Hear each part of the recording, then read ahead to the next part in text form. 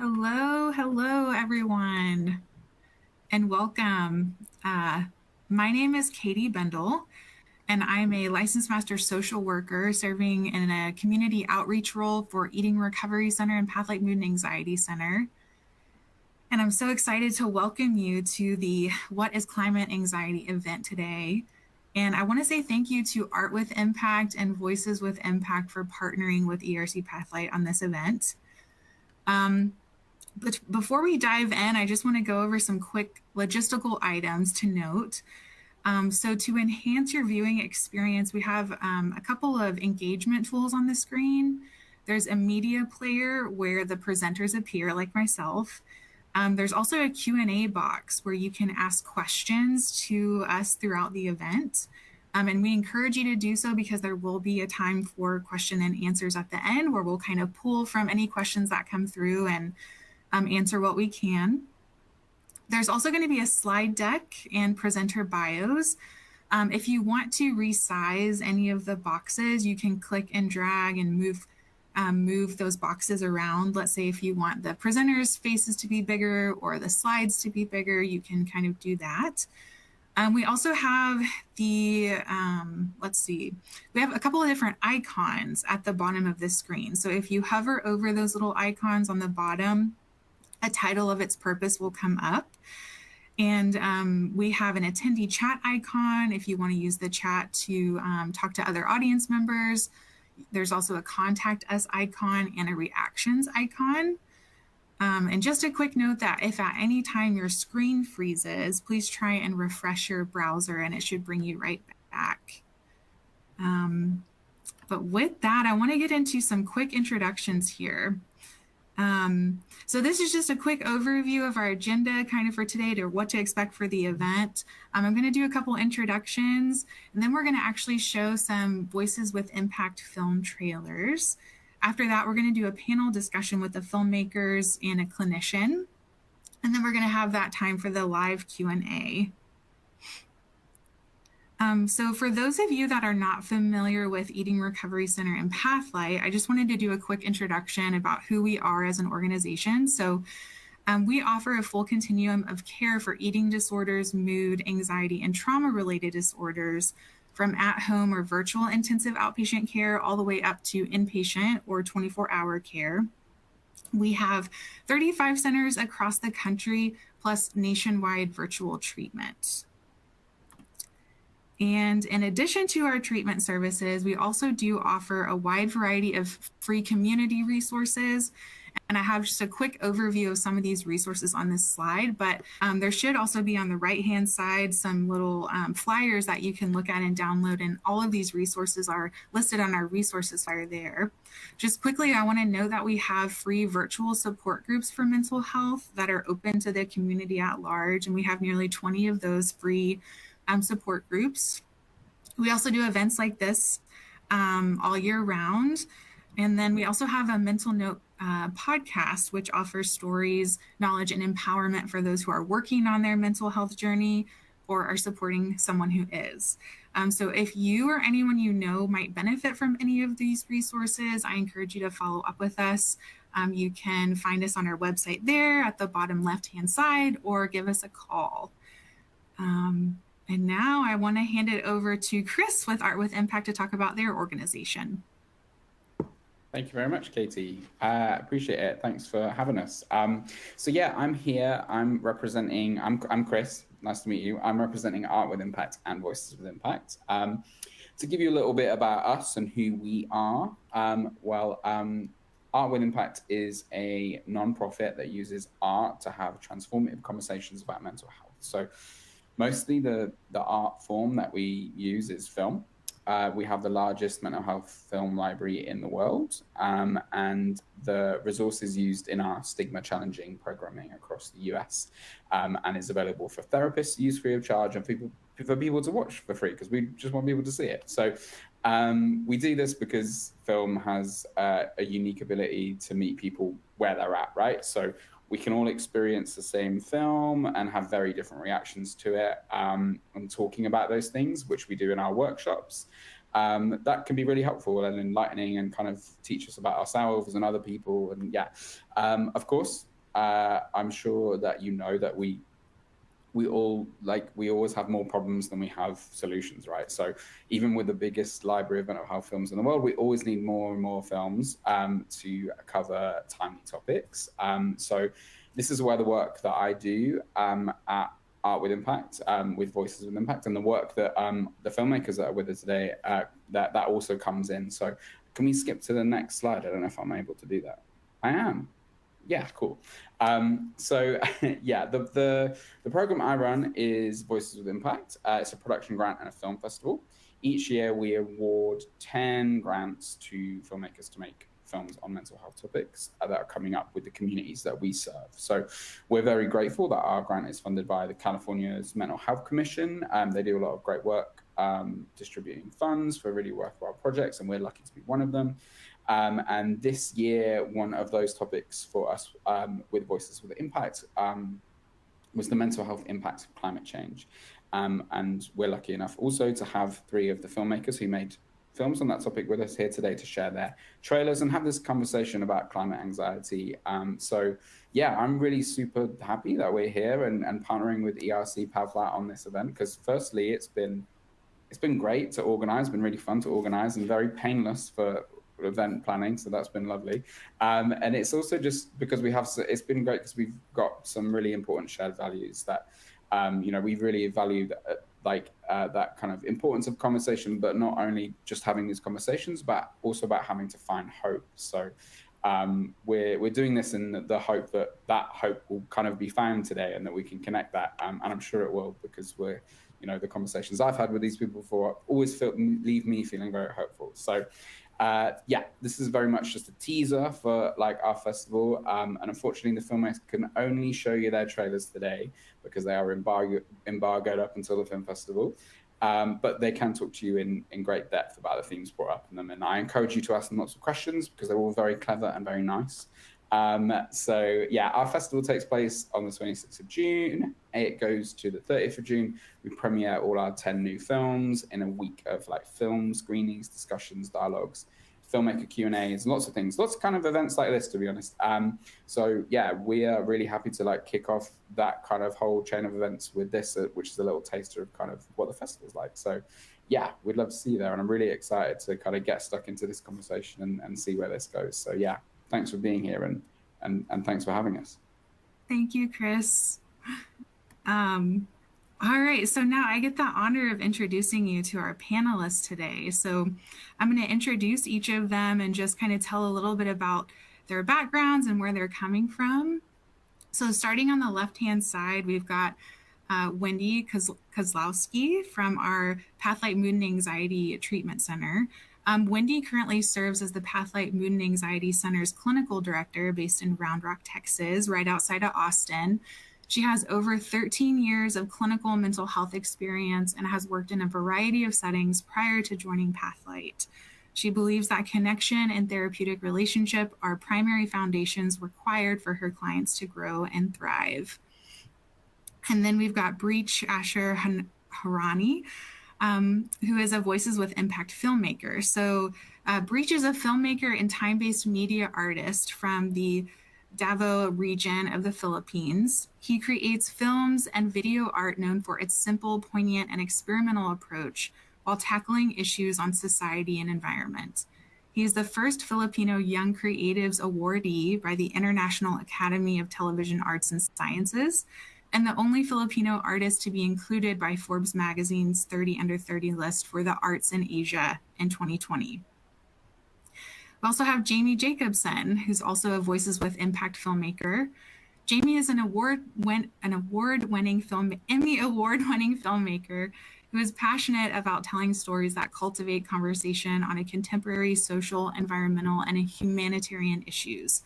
Her films have screened at festivals around the world, on PBS, BBC, Netflix, Amazon Prime, and other broadcast and streaming channels. Currently, Jamie is the director of the Center for Science Communication and an assistant professor of journalism and media communication at Colorado State University. And then lastly, we have Shanuka Correa, another Voices with Impact filmmaker. Shanuka is a 27-year-old Sri Lankan illustrator, animator, writer, comic artist, concept artist, and all-around visual storyteller. She enjoys making work exploring history, fantasy, and speculative fiction. Shanuka received her BA in Art and Art History from New York University, Dubai. And she is currently studying for an MFA in visual narrative at the School of Visual Arts in New York. She has held 2 solo exhibitions of her work at NYUAD, both touching on the theme of humanity's relationship to the environment. So I would say those are some incredible bios and just incredible list of experiences and accolades. So I'm just so excited to have all of you here, and thank you again for joining us. Next, we're going to go into showing you some short trailers for each of Breach, Jamie, and Shanuka's films. So the first one we're going to do is going to be Dreams of the Ravaged, which is the artistic work of Breach. So we'll go ahead and play that clip for you now.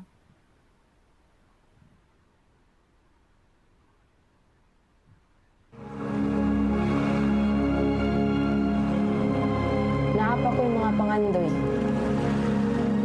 Nauntay pagbag-o para sa atong kaayuhan.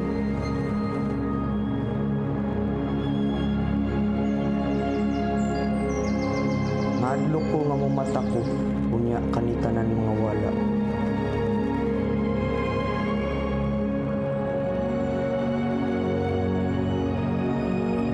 Dili ko gusto nga ang among kalipay mahimong kasubo.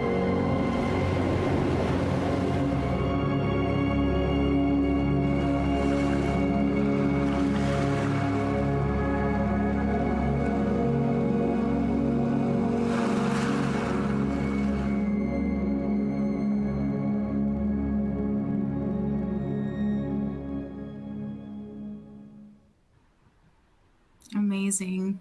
I got to see that clip while I was planning for this event and just got chills all over Breach when I got to see that for the first time. Okay, so next we're going to play a little clip from The Plastic Horror, which is Shanuka's work. So we'll play that now.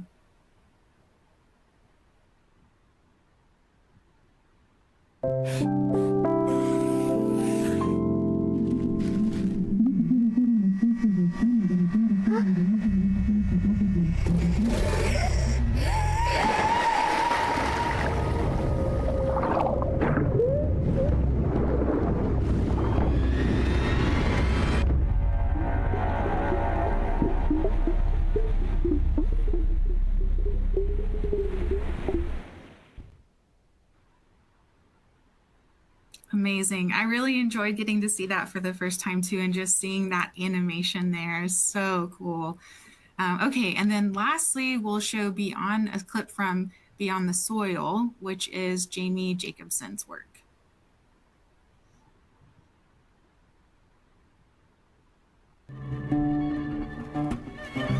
Years like this, they're gonna tear people down. Colorado is facing the aridification of the entire western United States, as well as the collapsing of all our western river watersheds.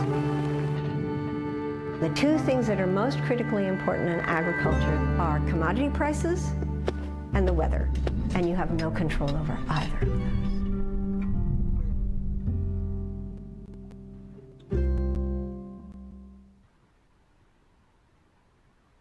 All right. So great. So great. And I think only getting to see like 30 seconds of each of these really makes you want to see the whole film. So now what we'll do is just go into a panel discussion. So again, for those of you who have joined us, I'm going to field some questions to the filmmakers and also Wendy as a clinician to kind of talk about the themes that are being brought up in these films. And then we'll leave the last 15 minutes for your question and answers as audience members. So as you have questions that might come up as we're talking, please go ahead and feel free to put those in the Q&A box, and we'll try to answer as many as we can. So again, just panelists, as you feel comfortable kind of answering these questions, just jump in. But the first one's really for the filmmaker specifically. So For each of you, I just want to ask what moved you to make a film about the specific topic that you chose?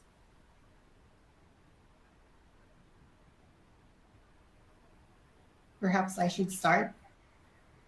The one thing that moved me to create Dreams of the Ravaged is really my experience as a super typhoon survivor. So this story is very personal to me because way back a few years ago when our community has been devastated by extreme calamities, since then I've always thought of ways in order to communicate our experiences and how can we tell people about our what is happening in this side of the world.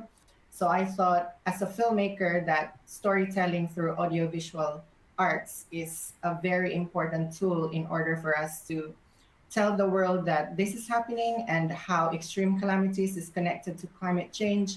And not only am I sharing my story to the world, but also I am giving information to people so that they would be aware about this specific issue, and so that young people will also be educated about this particular problem and what we can do in order to help mitigate the fatal impacts of climate change, not just in the Philippines, but also across the world. By the way, thank you for having me. Yes, thank you, Reach. Shanuka, what about you? Yeah, I guess I can go next.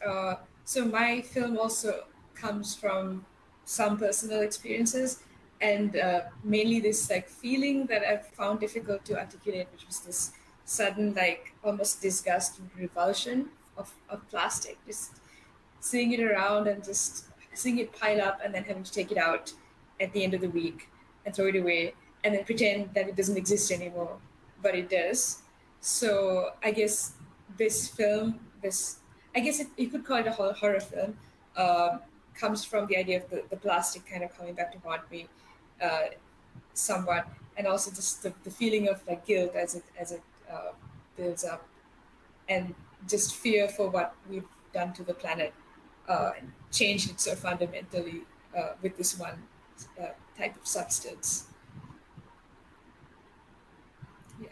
Absolutely. And thank you for having me as well. Yes, thank you. Thank you. Jamie, what about you? Yes, thanks so much. And hi, everyone. It's great to have you all here, and I'm thrilled to be able to talk about this work. I am at Colorado State University, and for me, I do have personal impacts with or experiences with climate change, but the way this particular project came about, a lot of entities in the community have been approaching us to tell climate change related stories or research with regards to how do we mitigate climate change. And I was actually working on a project, another film project and communications campaign for the Colorado Department of Agriculture that had us traveling around the state, interviewing farmers and ranchers and how they're using soil health practices to create more resilient agricultural systems. And in talking about soil health, just organically in those conversations, a lot of producers talked to us about mental health and how soil health was intimately connected to the health of rural communities and their families and themselves. And so I really felt that other project that we're doing really is a little bit more on the science end of things, like how are we looking at climate change solutions within soil science. And I felt like there was another story here, a more human story. And I'm just really thrilled to be working with Art with Impact and the Voices with Impact program to be able to bring this story about how climate change and like the emotional toil that it takes on the people that produce our food. So thank you. Thank you. And Wendy, I kind of want to put you on the spot too. So I know this is this is for me a newer topic in mental health. And I think when I started doing more and more research about it, it just became clear to me we're still working on the research and understanding around this. And so, when I approached you and I said, hey, would you be willing to be part of this? What do you think drew you to say yes and to want to be involved? That is an on-the-spot question because we prepared that one for filmmakers, and I think one of the things that stands out to me is how human this concern is, and how human mental health concerns are. There's such a parallel there, and like climate change, mental health systems and as a whole can seem like a completely overwhelming and daunting problem for us to solve and for this generation to solve, and it can just feel really hopeless sometimes. And so much about what I enjoy in my work as a director at the center and working with Pathlight and ERC is that hope that we get to instill, right? That there is so much evidence-based treatment out there for the treatment of anxiety, and these are things that we'll talk about later too, but this concept of 1 degree of change and how that gets us somewhere different than where we are. We talk about that every day in mental health treatment, and it's so applicable here too. And so by no means am I an expert in this area, so far from it. And I see the parallels in the work that I do every day and the impact that climate change and these conversations have on not just every human in the world right now, but particularly our youth. And they're such a vulnerable population that I'm lucky to serve every day. So thank you so much for having me and allowing me to be a part of such a distinguished and amazing panel. I mean, I'm so excited for this whole presentation, as well as the full video clips, or the full shows to come out. Yeah, thank you so much. Thank you. I know I did put you on the spot there with that one. But going back to the filmmakers, if there's one thing you want the audience to take away from your film, what is that?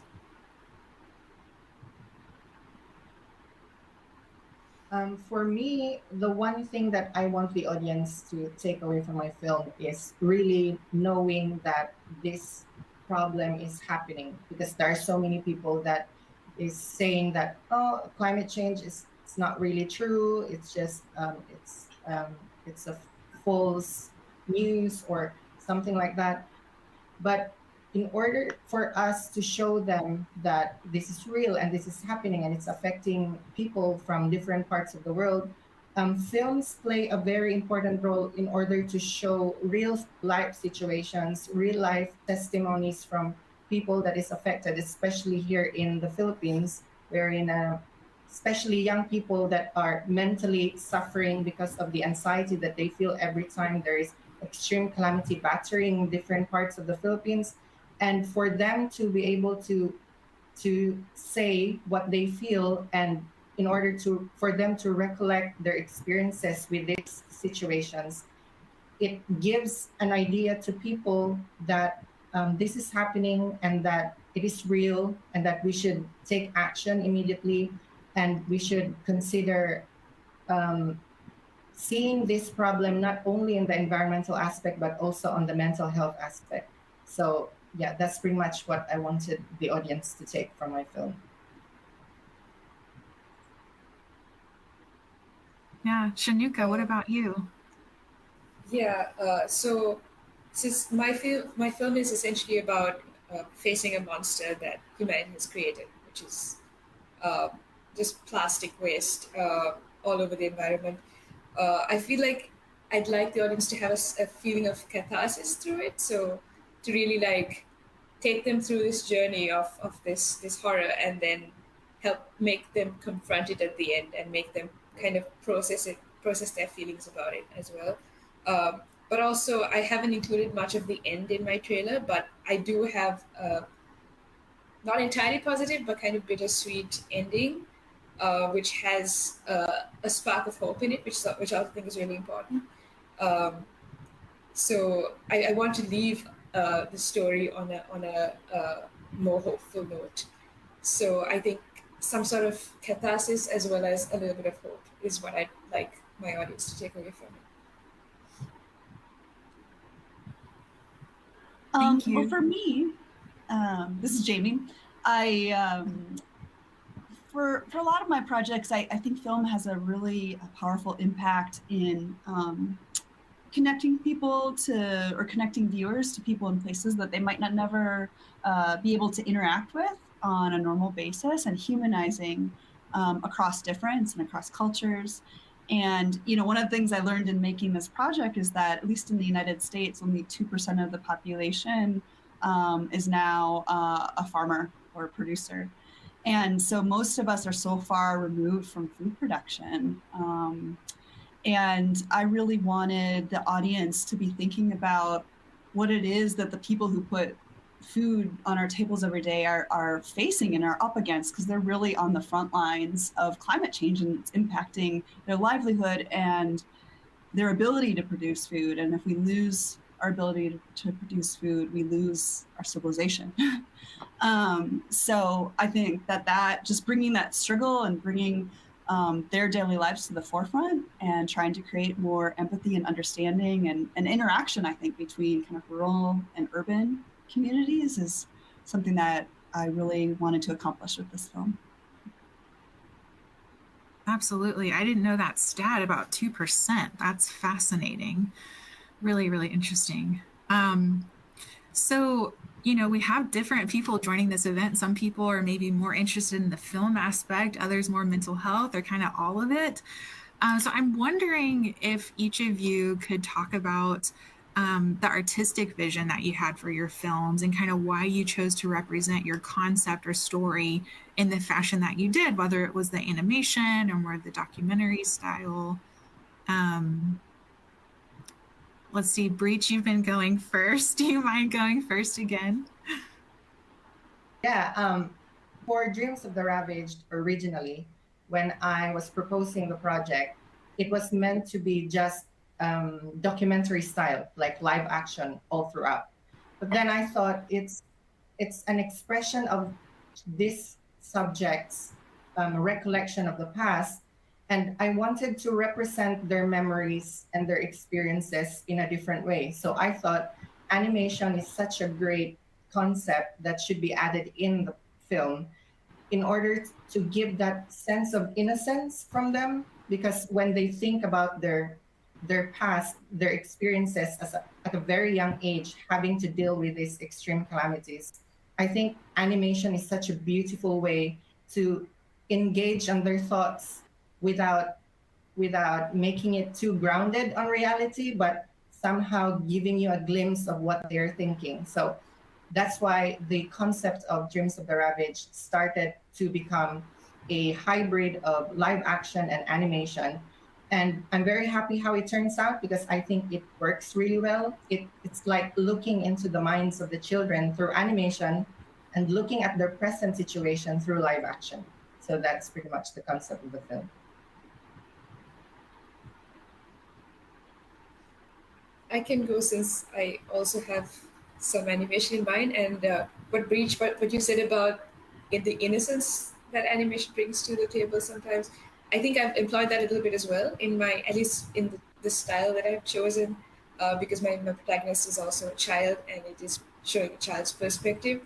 But also I think animation is a really flexible medium for showing things metaphorically, or showing things in using things like surrealism and pushing things to certain extremes that you can't really do with live action.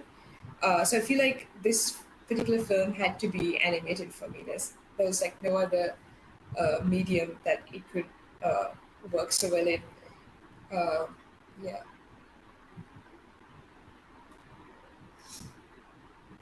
Well, this is a really interesting thread in connecting these projects, because in addition to animation, maybe going back to what Breach said, he mentioned memories, and I think memories played a role in our film and Beyond the Soil as well, in that we were trying to get inside the heads of farmers and ranchers to explore the emotional impact of climate change through memories they had from the growing season, and we move in between these more calmer, secure, reflective interior environments in their homes to outside on the farm or ranch, interacting with the environment and the animals. And it was really important to me to use all of their firsthand testimony so that we hear their voices and their struggles and their stories. Amazing. Thank you. Well, I guess I'm wondering, again, for the filmmakers, what your ways of coping with concerns about climate change have been. And I guess kind of wondering if, in a way, creating these films has sort of helped you process maybe your own thoughts or anxieties around it. And again, whoever feels comfortable answering that, if you feel like that applies, just jump in. Yeah, for me, the way I cope, and this is me speaking as someone who is dealing with extreme calamities all the time. My way of dealing with this anxiety is by knowing. When I understand what is happening, like what kind of rain is this? What kind of flood is this? What is the cause of this? What is this kind of typhoon or things like that? When I am more knowledgeable about something, I feel more at ease. And this helps me a lot when I'm doing my creative process, when I'm creating my films, because when I do research, even just the smallest facts regarding the weather and regarding the climate, it gives me so much comfort that, oh, so this is why this is happening. Oh, so this is why there's rain today. Because before, when we know very little, just a little strong rain, we all panic. My family panics, the community panics, because there's a big possibility it's gonna flood and things like that. So by knowing these things, by recognizing and studying these climate terms and these scientific facts regarding the climate, it gives me so much comfort. And I wanted to give that kind of knowledge to people through my art and filmmaking. So that is pretty much my coping mechanism all throughout this year.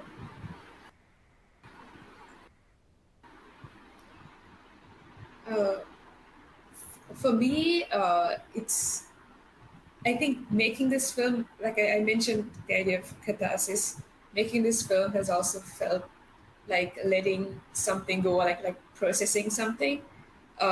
Because I feel like there have been lots of times where I felt just very hopeless and like paralyzed and not able to do anything because this problem is so big and I'm so small, and individual action like doesn't seem to be doing much.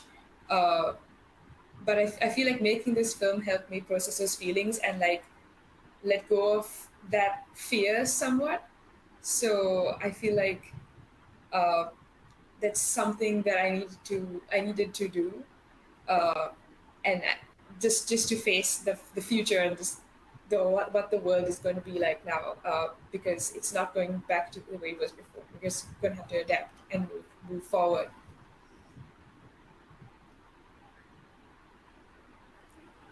For me, in the making of our film, it was actually the edit in particular was really difficult. I felt like listening to the testimony and working with emotive music, it really just brought, like, I felt like I was really internalizing some of the stress and the weight. A lot of the farmers and ranchers we talked to said like they feel like they're carrying this weight, this responsibility to feed the planet, and trying to do that within an ecological and economic crisis is very, very difficult. And so I felt like I was holding all of that in. And I think if anything, it taught me in terms of coping that I tried to take some lessons actually from the people in the film about the need to have connection with family and with their communities, and the need to talk about these issues and support each other. And it's really, you know, I feel like I've been reminded of the need, like, okay, I need to seek out support. I need to, you know, not crawl into a little hole. I need to find people that I can connect with and share this experience with, because it can be really, really difficult to process. But we're stronger when we're in it together. And that's what it's taught me. Thank you so much. Yeah. Sorry, Katie. I think hearing you all speak of this too really just stands out to me of like, again, that connection between these things and that group. And that's primarily the type of treatment that we do here at ERC Pathlight is group-based therapy. And anytime we're facing this big, daunting thing in our life, it is so isolating and we feel so alone. And just being in a group setting or accessing, you know, our community, seeing other people who are also, you know, processing these things inherently increases connection, increases relationships. decreases loneliness, all of which are high indicators for things like suicidality and poor and ineffective maladaptive types of coping, substance use, etc. And Jamie mentioned the idea of sharing, and I think that's a really important part of art as well, because I feel like a project doesn't feel complete until I get responses from people. So I feel like having other people see these films and say we resonate with them or we understand them is going to be also a way of dealing with these themes and feelings. Yeah, absolutely. Thank you for just pointing out those threads of community and how that can make us resilient and kind of best cope with these issues. A question for all of you, but I guess in particular, Wendy, how can we have conversations about climate in an engaging and assertive way, in a validating way, even if we feel like we're not the expert? So like Breach was talking about, just having a better understanding has helped him be able to cope. And we're talking about this sense of community, and trying to have these conversations. We might feel that imposter syndrome of like, I know I feel anxious about this, but I don't know if I have all the knowledge to really describe exactly what's going on. So how do we do that even if we feel like we're not the expert?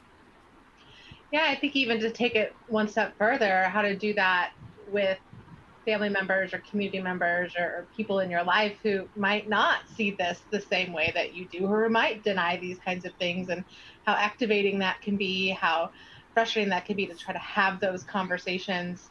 Sometimes we just don't have them, right? As a way to kind of self-protect what we anticipate. And again, I go back to that concept of 1 degree of change. What are our goals in having these conversations? A conversation can start a ball rolling, but it doesn't solve the whole problem, right? And often when we get into conversations with loved ones, whether that be in therapy and family therapy, or just, dinner conversations, or this is why I'm anxious. So often that like disconnect and not feeling heard, or feeling like we're not going to solve this problem in this conversation, keeps us from having them. And so my advice is to focus on that 1 degree of change, know what your goals are out of the conversation, and that they're realistic. And also, like, to know that we can have difficult conversations with each other that we don't agree with, and that your voice is still valid and important. I have a lot of thoughts around all of that, so I'm going to just pause there before I start blabbering. Yeah, thank you. I wonder if the filmmakers, I don't know if this is something any of you want to comment on or not.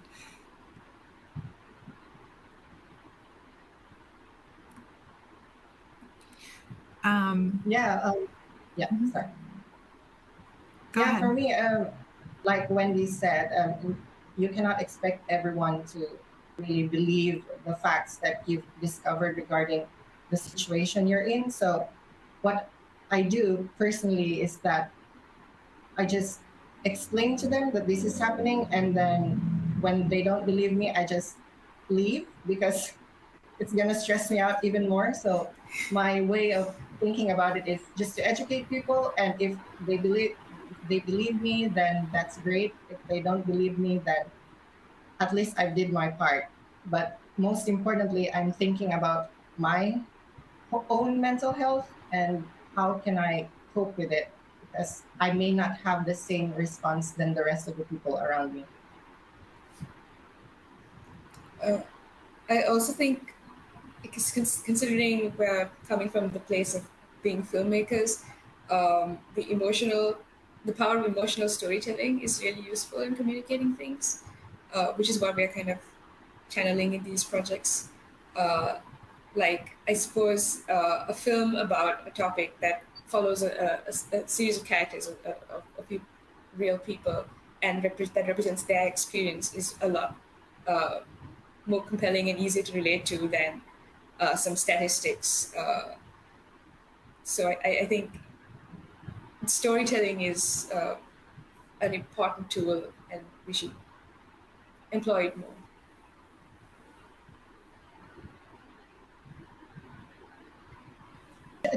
I just want to add on Shinuka's statement, and this is a question also to Wendy.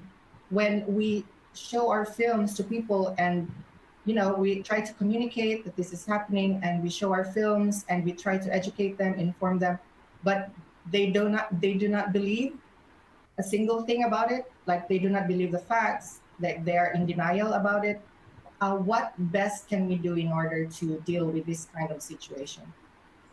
Such a great question. And again, I tie that parallel back to therapy too. So many of our clients are people who come to treatment are trying to express like what is going on for them, and their family members don't see it that way, or don't think that it's as big of a concern or a problem, or that parallel is definitely there, right?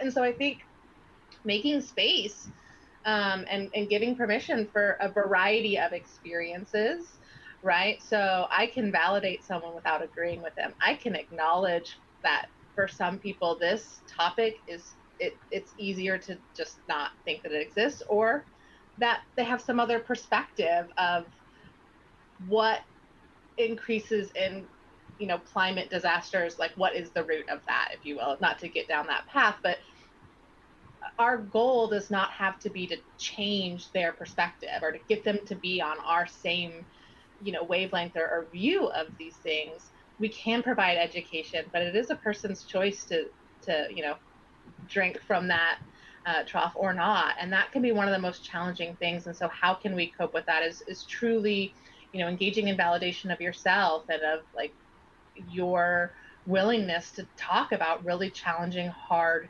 things. And for many artists, right, that conversation happens for society in a way that the rest of society is not caught up with yet. So I think that as an artist, right, that's something that probably comes up quite a bit, is that many people don't always understand your art. That doesn't mean that your art doesn't have value and importance and impact on others just because it didn't on that one person.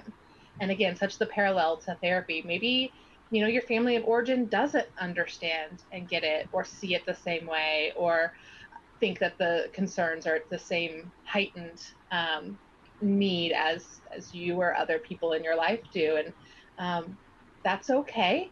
That's not your tribe. And there are other people out there who you can get that interaction and that safety and that support from. And so I think just really like leaning into this is impacting you for a reason. Our bodies tell us things. Our bodies keep the score. And there's a lot going on in our world right now. And it's so much easier to put it somewhere else than actually address and deal with it. And so just, again, validating that you are engaging in this conversation for a reason, and that somebody else might not be there yet. And that's okay. Sometimes all we do is plant the seeds, and kind of just to lean in a little bit to Jamie's, film of, we don't always get to see them, turn into the food product or all the way through, its growth cycle. Sometimes all we do is plant the seed, and somebody else gets to tend to that. Thank you, Wendy. I'm so glad Breach asked that question. Yeah. Well, I did want to jump to some of the questions we're getting in the chat box, because we're getting some really great questions in here. The first one I want to ask is, someone says, how can we manage our anxiety surrounding climate issues when it's not only a personal or singular issue, but also a larger systematic/global issue?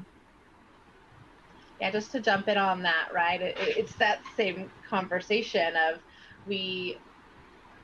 everyone does not have to agree with us. We don't have to have 100% of people on board to affect change, right? Again, so many of us, regardless of the change that we're seeking, want 180 degrees of change. We want to feel completely different, the opposite than we do right now. And that is unrealistic. It's setting us up for failure. And ultimately keeps us stuck in these same patterns, because it's a goal that we can't actually achieve. If we focus on that 1 degree of change, if I'm on a flight to Denver and my pilot puts it 1 degree difference, I'm not ending up in Denver. I don't know where I'm going, but I'm not in Denver, right? And so it can really help to like zoom in and zoom out of that kind of stuff, to really hold on to what you have control of. And while you can't change all of these things or change society as a large, right, you are one out of many, but those numbers add up, and we're not ending up in Denver, right? We are headed in a different direction than we were just a minute ago. And so there is weight in that, there is impact in that. And finding ways to really reinforce that, whether that be mantras or validations or expo markers on your mirror when you wake up, or, you know, alarms on your phone, or certain rituals and routines that you engage in when these things start to come up for you, or small pieces of impact. I know, Katie, this was one of the things we talked about in planning this, was like, why are we doing this presentation today? It's the day before Earth Day, right? What is 1 degree of change that each of us in this presentation can take tomorrow? It's going to be different than what tomorrow would have been had none of us attended this presentation. Mm-hmm. That matters. Mm-hmm. Absolutely. And this is kind of on a similar note. It says this is a question for anyone, so Wendy or filmmakers. This person says, as a person deeply impacted by the Dixie megafire in 2021 and a person in the second half of my life, any advice to stave off hopelessness in the face of catastrophic climate change?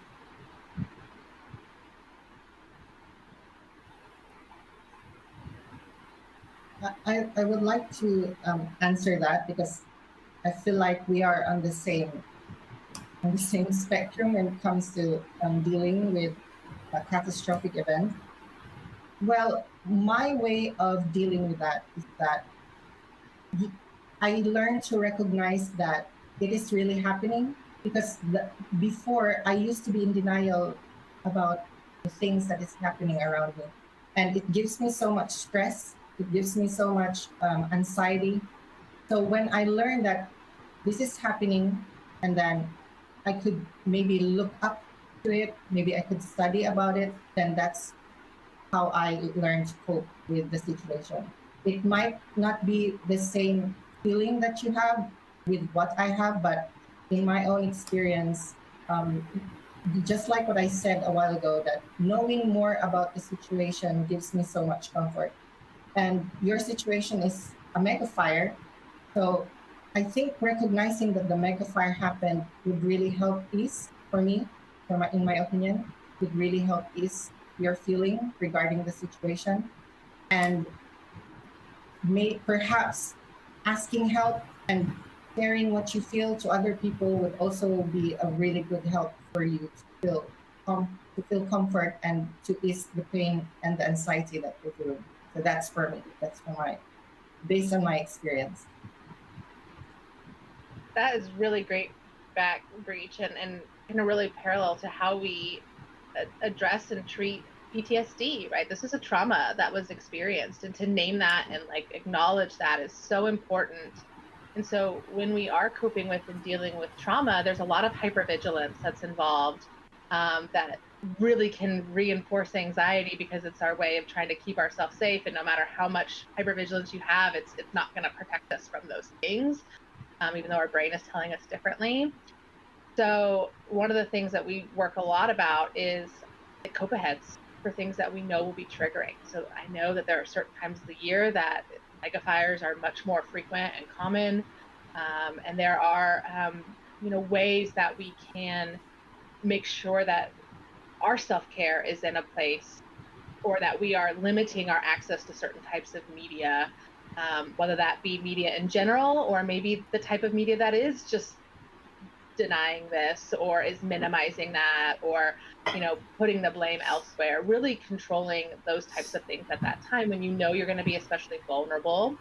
And then I would also really encourage engagement in like an exposure response type of treatment, because one of the things that has been named a couple of times here, and I also have a shared experience living where I do in Texas, of like some of those tornadoes that come through here. And we had a significant weather event yesterday, and my entire staff, we had IOP, even I'm sitting at home, like you can see on my chest right here, I'm having a reaction for sure of just even remembering that last night and everyone was safe, right? And so knowing these things live in our body, knowing that that's a normal reaction, knowing how to take care of ourselves for that, and then limiting where we can and asking for help around times that we know are going to be especially vulnerable for us.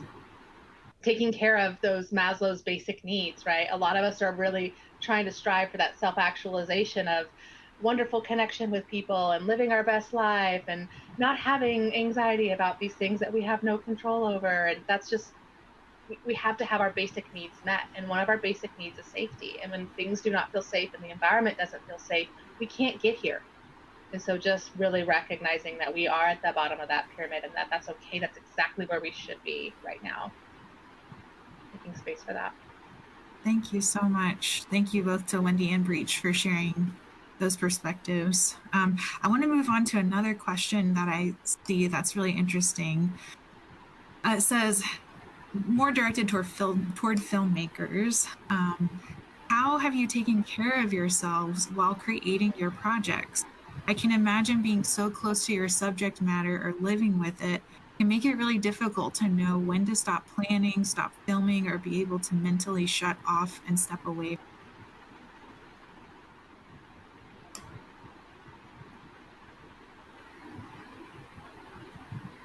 Well, this maybe kind of addresses this question and also the about on like, yeah, how do you kind of process these things on set? And I mean, there's a couple things. I found it, you know, hopeful and helpful to look at, to really kind of like narrow in on the little things and the small things that people are sharing with us even about, you know, in this case, since we're working with farmers and ranchers, what little things are they doing to better, we're in a mega drought in Colorado.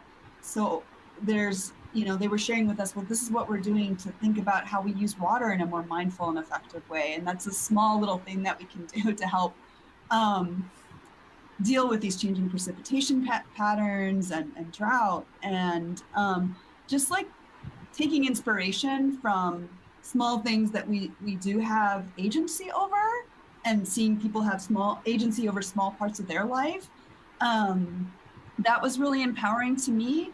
And then I think also just checking in with myself and with the film team and with the people that are that I'm collaborating with to tell these stories on, well, how are you doing? I mean, is this something that you feel comfortable exploring? If, you know, maintaining those open lines of communication so that we know that we're taking care of ourselves and that if we're getting to a place where people no longer feel comfortable or no longer feel like they're in a place where they can continue sharing, that we adjust course. So I think that's also been something that I've really tried to keep on the forefront, both for myself and the people that I'm collaborating with to bring these stories to the screen, so to speak.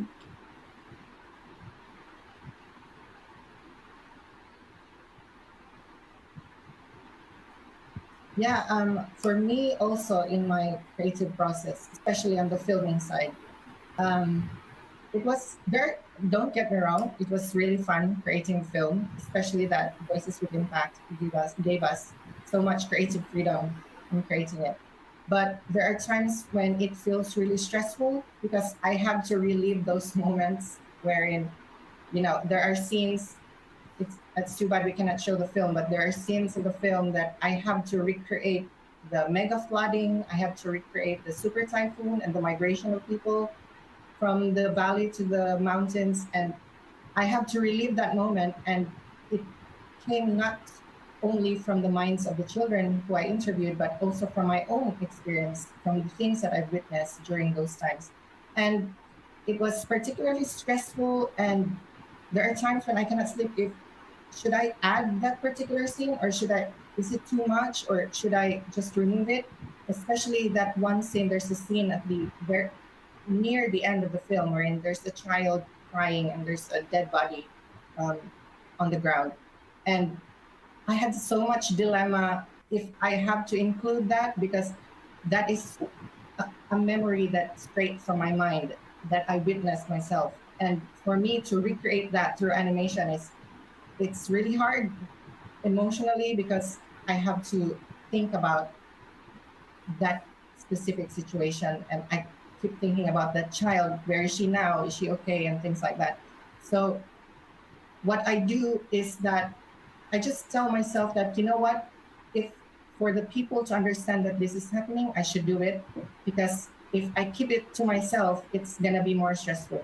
So by sharing it and by creating it through art, through film, and visualizing it through animation, it's gonna help give me a peace of mind a little bit, to be able to let people know that this is happening, and to create that kind of bridge from me and from my audiences, that kind of emotional bridge that gives us idea that these particular scenarios are happening, and it will keep happening if we do not act on the climate, or if we do not act on mitigating the impacts of climate change.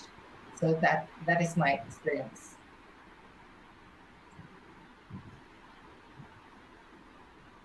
Wendy, I wonder if you could talk to just a little bit like the warning signs that we might notice when we're experiencing mental health challenges, when it might be time to maybe reassess if we need help or if we need to step away from something we're doing. What are some of the things that you generally try to look out for in your clients or help them recognize might just be red flags that they should pay attention to? Yeah, that's a tricky question, because I think that the red flags are different for every person, right? What is a concern for me might not be a concern for someone else. And so the first thing that I would say is know what those signs and symptoms are for you. And in a very general sense, when to seek like a higher level of care, whether that is, therapy in general, because I'm not doing it at all, or I'm outpatient and now this isn't work, I need something more.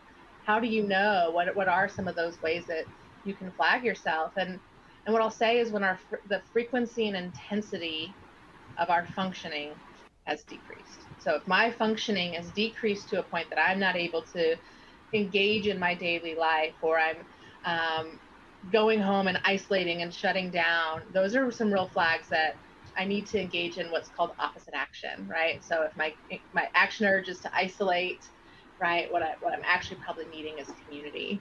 My action urge is to potentially engage in self-harm or another type of target behavior. What I'm actually probably needing is a type of grounding skill. And so the number one thing you can do is know what those tools in your toolbox are that are helpful. There's a wide variety of different types of coping skills. And so many people tell me, well, I tried this skill and it didn't work. And the reality is very often that's because we're using the wrong type of skill for the wrong type of need. I'm using a distraction skill when I need a grounding skill. So it's not that being able to cope doesn't exist. It's that we have to be super intentional, and that these are all muscle memory, right? When we're overwhelmed and stressed and in fight, flight, freeze, or fold mode, our body and our brain is telling us that this is the only reality that we live in. Because it is meant to keep us fast, light, and ready to get to a safe space. And if we think of these other experiences of the realities, we're not here. And so just really knowing how our brain works, knowing how we work and what we need when that happens. For me, I need to be in or around water. I would imagine for Breach that might be a little different, right? And so what is it that I need when I'm struggling and overwhelmed? And then knowing that just because that's not what somebody else needs or your family member needs, that's still okay. Thank you. Well, we're wrapping up on our time here, and I feel like we could continue to talk for a long time. Just one last thing is I wonder if any of you have any last things you'd like to say, just things that have come to mind as we've been sharing and discussing, or anything you'd like to leave our community with who joined today.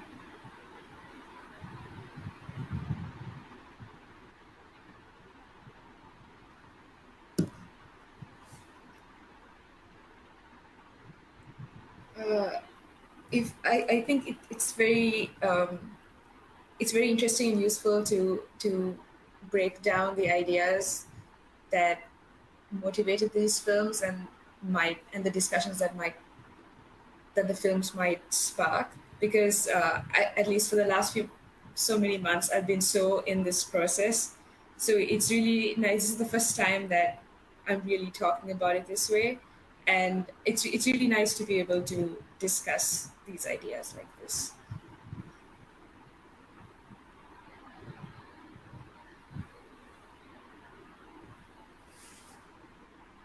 Absolutely. Yeah,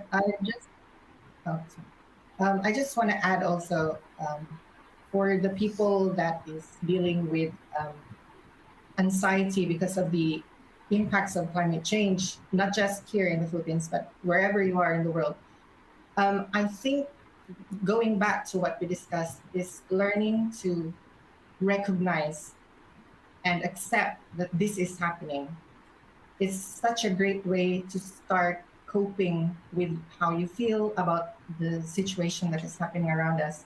It really works for me, and it gives me so much comfort knowing and accepting that this is happening, and that though I have hope that things might change for the better, but it's going to be a long way. And I also accept that. I also recognize that, and learning the things around you and knowing that there are people out there that are also affected by this is also another way of accepting the fact that we are living in this kind of reality. And when you learn to get that into your head, it gives you so much comfort, you have peace of mind, and that it gives you hope that you can do something to contribute to the global action regarding climate change. So that's I love that we really have this opportunity, just speaking off of what Breach just said about contributing, that, I mean, this type of event makes me feel like I have a chance to share my experiences and learn from others and contribute in some way to this broader conversation. And it's really wonderful to have people coming together from different backgrounds and experiences and professions, and being able to come together on this issue and know that we're not alone, and that there is sport and space to talk about these issues and to share via art and perhaps educate and inform, or at least open eyes in some ways. So my final thoughts are, I'm really honored that we can do things like this to bring our community together, and just wanted to thank everyone for their thoughts today. It's been really a meaningful conversation.